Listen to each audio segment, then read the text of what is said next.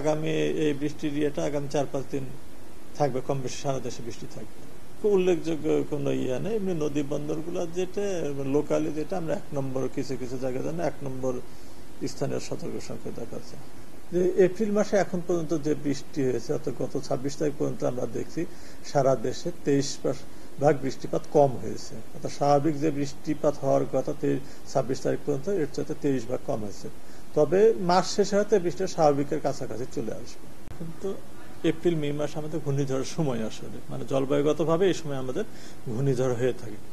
তবে এখন পর্যন্ত যেটা আমরা দেখছি আগামী সপ্তাহখানেকের মধ্যে এরকম কোনো আশঙ্কা আমরা দেখছি না। তবে পরের দিকে যে এপ্রিল মে মাসে যেহেতু ঘূর্ণিঝড়ের সময়, সেক্ষেত্রে এটা হবে না এটা বলার সুযোগ নেই।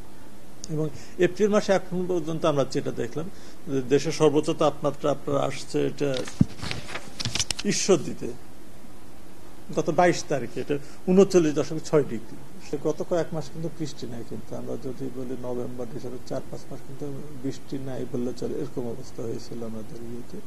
তারপরে এই মাসে এসে কিছু বৃষ্টিটার কিছুটা ইয়ে হচ্ছে। এখন মে মাসের কি অবস্থা হবে, আসলে আমাদের ইয়েটা ফোরকাস্টটা এখনো দীর্ঘমেয়াদী যে পূর্বাভাস, এটা এখনো পর্যন্ত তৈরি হয় না। এটা তো মে মাসে 1-2 তারিখে তৈরি হবে পূর্বাভাসটা। যখন হবে তখন বোঝা যাবে আসলে মে মাসে বৃষ্টিপাতের অবস্থা কিরকম হবে, তাপমাত্রা কিরকম থাকবে, এটা 1-2 তারিখে আপনারা জানতে পারবেন।